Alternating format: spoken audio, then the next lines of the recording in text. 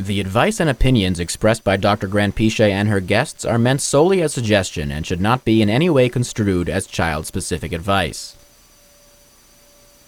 Dr. Doreen Grandpiche is Dr. Doreen is an expert in autism. Doreen Grandpiche. Dr. Grandpiche. Dr. Doreen Grandpiche. Dr. Doreen Grandpiche is a visionary in the field of autism. Now you can ask her questions on Ask Dr. Doreen.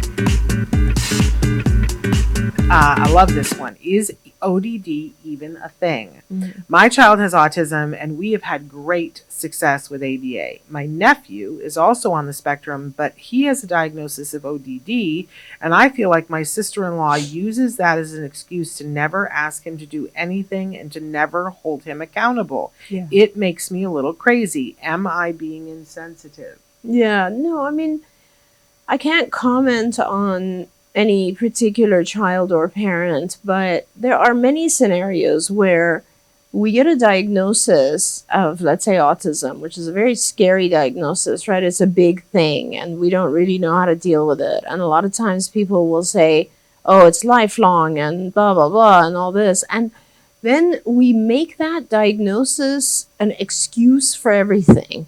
And so I often say to parents, if you want your child to adhere to the rules of society, you have to treat them like a typical child.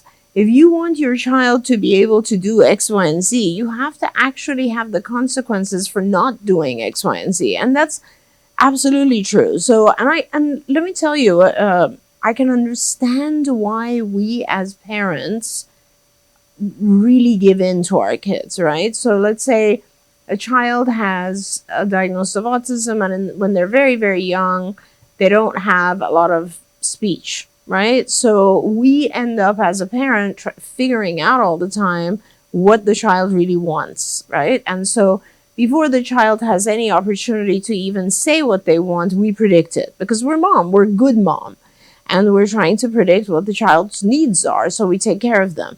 The result of that is that the child actually never really develops language. They don't have to, because we always take care of their needs. Same thing is true for challenging behavior or ODD type behaviors.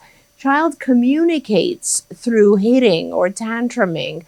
I want that toy. I'm going to hit you and grab it away from you.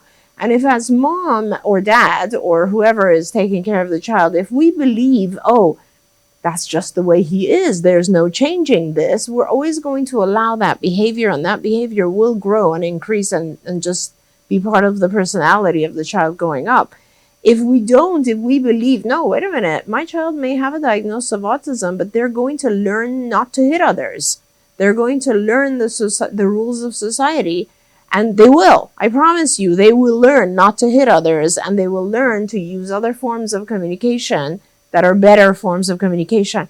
I have the most severely affected adults who can't even say a single word, and they've learned that aggression is not a good way to communicate. They've learned to be patient. They've learned to use their OGG device or a picture exchange system.